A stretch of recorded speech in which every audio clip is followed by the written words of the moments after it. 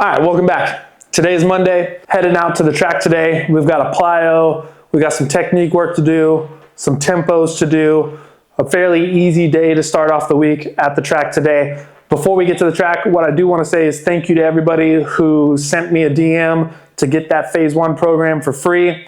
I appreciate you guys. I sent out damn near close to 100, if not over 100 total programs throughout the weekend. The giveaway is over though, so for everyone who messaged me on Sunday, you're not getting the programs. I set out rules and parameters on how to do that, and if you didn't fall within that section, then you're not going to receive the program. So unfortunately, not everybody who sent me a DM is going to end up getting a program. There were 2 things you needed to do in order to get the program. You had to send me a DM that said, I want to be a unit, and in that DM, you had to include your email. I got a number of DMs from people that only said, I want to be a unit. It didn't have anything else included in that. I had some people just send me their email, but I feel like this was kind of a low barrier of entry for people to kind of follow the steps. Those who followed the steps were able to get the program. Unfortunately, those who messaged me after Saturday, so anybody that messaged me yesterday on Sunday, you're not going to receive the program. And anybody who didn't include both of those things in the DM, the I want to be a unit and their email address, unfortunately, you guys are not going to get the program either. That doesn't mean that you're never going to receive anything for free. I still have a giveaway going on. Once we hit 5,000 subscribers on this YouTube channel, I'm going to be giving away another free program that'll be free for everybody all times. There's no other things that you need to follow other than just getting the channel to 5,000 subscribers. I'm trying to figure out the best way that's going to be in order to be able to deliver that program to everybody. Third-party app that I use right now to deliver a lot of my programs is Fitter. So I have my subscription program that follows along with my programming that I do for myself. And then I have standalone programs that you can just purchase, download, and have the whole program.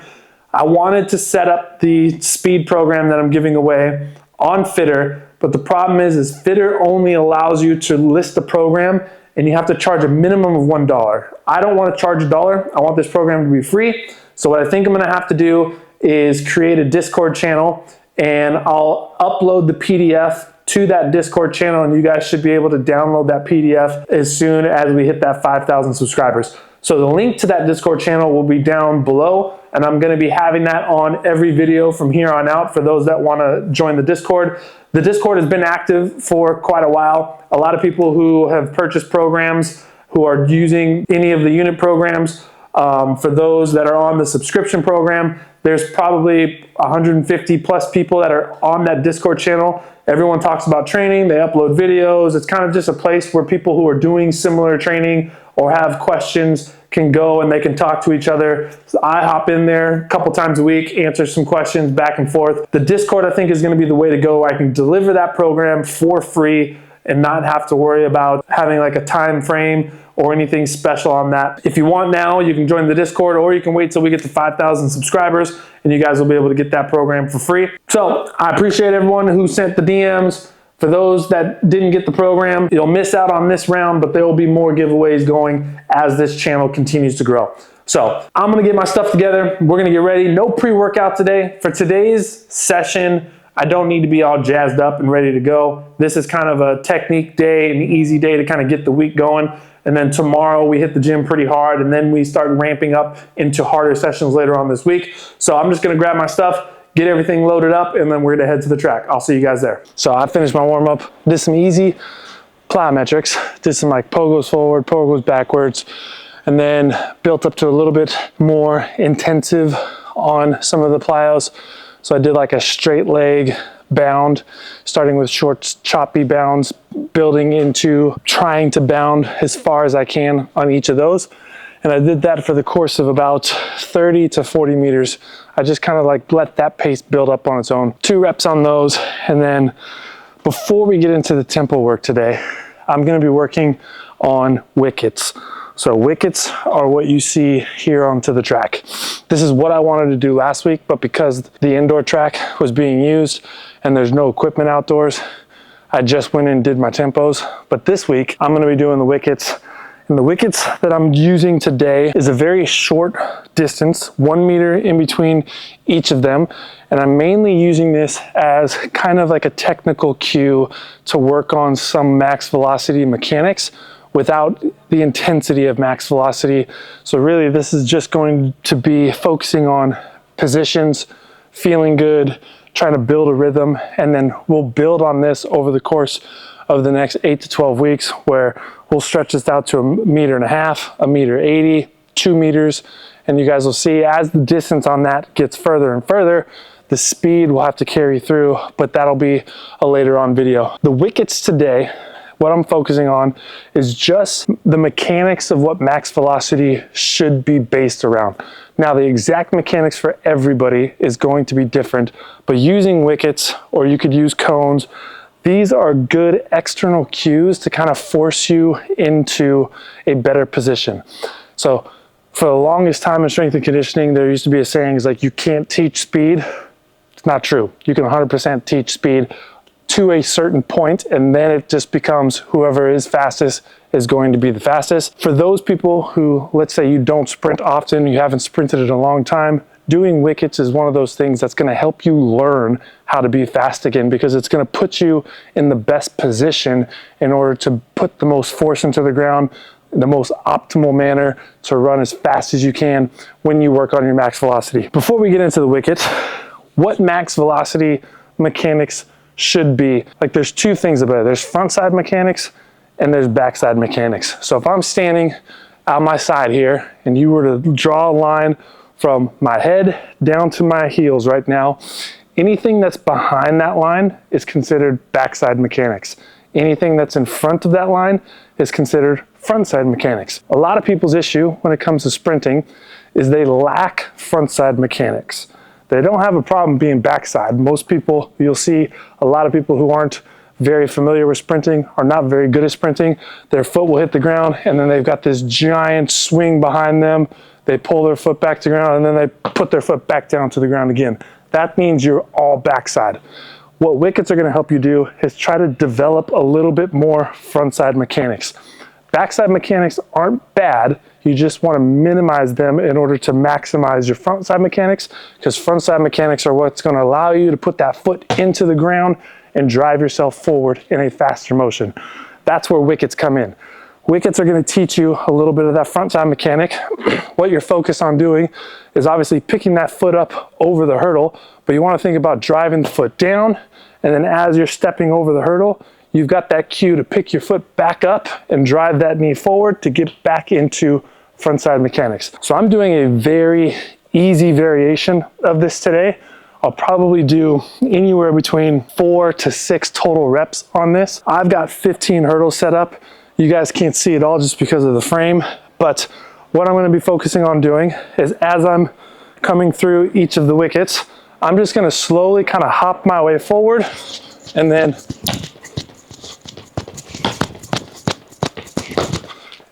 maintain that through each of the hurdles as I go. So the focus that I'm having on is try to get close to that hurdle. As I get close to that hurdle, I want to simultaneously switch my legs. So I'm driving this right leg down at the same time I'm bringing that left leg up.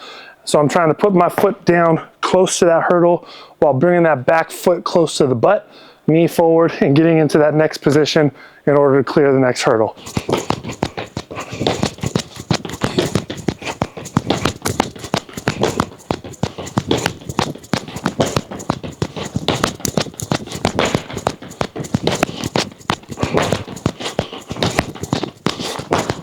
And there you have it. So probably gonna do 4 to 5 more of those. The big thing with this is finding that rhythm. The number of hops that you do in between is going to dictate how fast you're going through the hurdle. So I think I was doing 4 hops on every leg. So I would come through, I go 1, 2, 3, 4, 1, 2, 3, 4, 1, 2, 3, 4. That rhythm allows you to kind of maintain your speed. Let's say I wanted to do that same thing, but speed it up a little bit. So that would be 3 hops. If you want to speed it up a little bit more, you could do 2. And then if you wanted to speed it up even more, you could just do 1. But I'm not focused so much on the speed today. So I'm taking those short little choppy steps in between. And then just as I get to the hurdle, clear the hurdle, try to maintain the mechanics as much as possible, and then knock that out for every rep today. I should probably mention, as you're doing wickets, you want to try to maintain looking forward and not looking over those hurdles. So a lot of times when you get into wickets, if you've never done this before, the tendency is to kind of look down at your feet to make sure that you're clearing the hurdle. A great way to do wickets to start off with, to kind of minimize that, is just use like really small flat cones, or you could also just do them to the side. That way you're not really focused on hitting the hurdle at all. And then as you get comfortable, you can start bringing that over to the hurdles, but try to maintain all the mechanics that you want to see during max velocity. So maintaining an upright torso, keeping the head looking forward, you don't want to be down. Arm action, leg action should be simultaneous as you go through this. This is going to be my 2nd rep on these.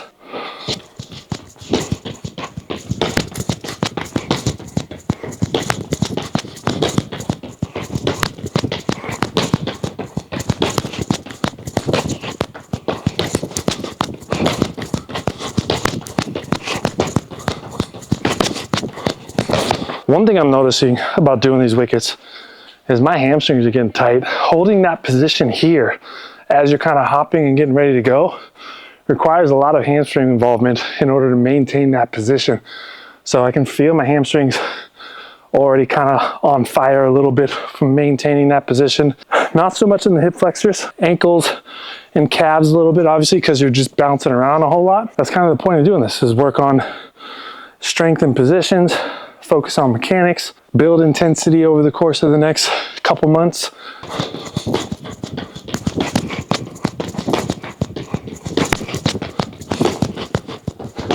Uh-oh.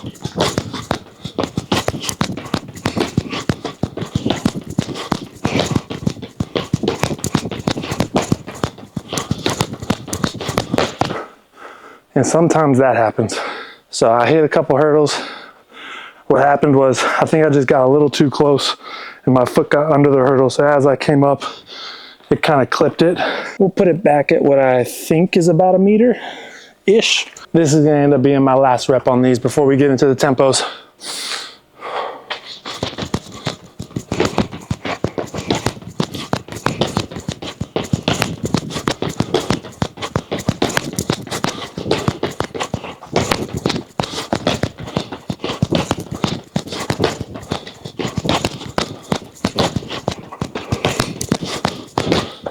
So that's kind of the technical piece for today. Also, those little hops as you're going through is kind of a variation of like very moderate, extensive plyos, because I've got 15 hurdles. I'm doing 4 steps on each hurdle. That's gonna be 60 hops total, so 30 hops on each leg as you're going over. Do that for about 4 to 6 repetitions. You're looking at 120 to 180 little hop variations that you're doing. So another benefit of doing wickets like that. So what I was saying before, like if you don't want to use wickets, you can use cones like these. That way, if you end up stepping on the cone or getting too close to the cone, it's not going to move. It still gives you some sort of an external cue to remind yourself to kind of pull your foot up. Get that heel close to the butt as you pull through. But wickets are a great way to learn speed. Like I said before, you can 100% learn how to be faster up to a certain point. Then once you get to a certain point where mechanically you're very efficient, then training is going to start taking over and being a bigger dictator on how fast you can get. So being able to produce more force, produce that force quickly, produce that force over and over again over a period of time. Those will be the other things that will allow you to run faster. But you can absolutely learn how to be fast, and this is one of those things that kind of helps you with that specifically. So next up, I'm going to do the tempo runs today. Today's variation of tempo runs is going to be different than last week because I'm indoors. Last week I did 110s out on the track, so just straight 110, turn around, 110 again. This week I'm going to be doing the turnaround tempos. So I explained it on my video last week on this. What I'm gonna do is I'm gonna do a tempo run for about 60 meters, coast to about 80, turn back around, and then do another tempo at 60 meters. So each rep is gonna be down and back with a short break in between. That break should really just be slow yourself down, turn around, come back. So maybe less than 10 seconds in order to kind of do that. Each rep is gonna be about 120 total meters of work. And I'm gonna do 2 sets of somewhere around 5 to 6 reps on each of that. So in between the reps, so I'll run down, do my 60, turn around, do my 60 back. I'm gonna walk for about 50 meters. So I'll take a walk about 25 meters out, turn around 25 meters back, and then head off onto the next rep. So that's gonna be the setup today for the tempos. And then that might be it for the rest of the session today. I'm gonna put the camera down at the end. So you're gonna see me run towards the camera, turn around, run back. Maybe I'll only show you guys a couple of them because you don't need to watch me do that 6 times in a row. It's gonna be boring as hell.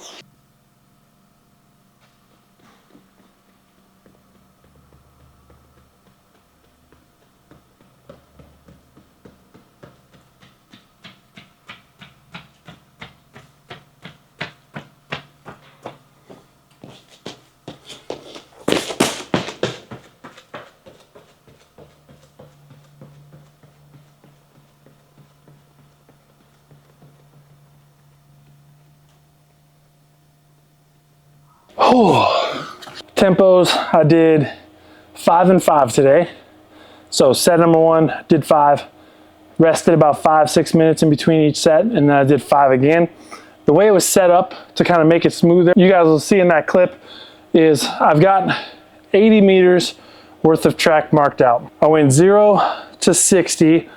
I kind of coasted down to that 80 meter mark, turned around, and then I ran 60 meters back because I had a cone set up at the 20 meter mark going from this way. So 80 down to 20 is 60 from the start line to the 60. And then I had a 20 meter gap on each side where I would kind of just slow down, turn around, and take off again. After I finished each set, I would hit that 20 meter mark, which would have been my 60. I kind of coasted for 10, and then I walked down to the start line, back to the 20, and back. So it's about 50-60 meters of a walk in between. And then as soon as I hit the start line, I went for my next rep. Felt really good. I like the turnarounds better than doing just like straight 110s or 120s out on the track. That little spin at the end gives me enough energy where I can feel like I can get 2 really good quality 60 meter tempos in versus kind of like if I'm doing a 120, I get a good 60 to 70 meters in, and then the last 30 to 40 meters is just kind of cruising, trying to hold on for the end. I don't have that kind of endurance to be maintaining those. I think the 60s, we might do 80s in the next block, or maybe next week we go 80, turn around 80, and keep the reps the same so we can get a little bit increase of volume on the tempos. One thing I do want to say about the tempos real quick is when you're doing your tempo, take advantage of those first 3 to 5 meters and try to hammer those fairly hard. Even though the whole tempo run itself is going to be done around 70-75%, it usually takes somebody probably about 10 meters before they end up hitting 70% of their max velocity anyways. Maybe some a little bit faster, maybe some a little bit slower, but it doesn't take a long time to build up to that intensity. So if you're running at 70-75 meters, try to work a little bit on your acceleration mechanics in those tempo runs. It's not going to take away from the tempo. 3 to 4 hard steps is all you really need. So rather than doing a tempo and being like, all right, 3, 2, 1, and then you just start kind of taking off and jogging, use this time here to develop a little bit more of just good habits when it comes to acceleration. Especially on these turnarounds, you get 2 opportunities to work on acceleration mechanics on each rep, versus if we were out of the track and doing straight 110s, 120s, you're only going to get 1 opportunity because you're running all the way through. So if you're going to be doing these turnarounds, make sure to take advantage of those first 3 to 5 steps. Set yourself up. You're going to go push off really hard. And like I said, it doesn't take a lot out of you. You get up to 70% fairly quickly. So more of that 60 meters is actually going to be done at your true tempo pace versus if you just take off nice and easy and you start jogging, maybe you're 10, 15, 20 meters down before you actually hit your speed, and then you're only really doing like a 40 meter tempo, so you're kind of cutting yourself short on each of those reps. So when doing tempos, use your time to try to work on habits, maintain those habits. Doing things like that in a tempo is going to just help it carry over for whenever you need it, whether you're playing a sport or just training, whatever it is. Build habits so that they become habits and you don't even need to think about it. I was going to do plyos today, but I feel like I'm ending today at a good spot. I feel really good. My plan for the first 4 weeks of this block, because I know tomorrow is going to be heavy and then we've got another heavy day, I don't want to do too much on a Monday. I want Mondays to kind of be like my intro session for the week. So a very low intensity day. I feel like if I were to do some extra plyos right now, they might take away a little bit too much from tomorrow's session, because I'm also going to be doing some jumps prior to any lifting for tomorrow's session as well. So that's going to be it for today's video. Appreciate you guys watching. If you made it all the way through, make sure to like and subscribe. I need to start saying that at the beginning of the video, because I don't feel like people make it this far in the video, especially on days like today where it's not the most exciting session in the world. But if you're here and you're still seeing this, I appreciate you. I'll see you guys tomorrow.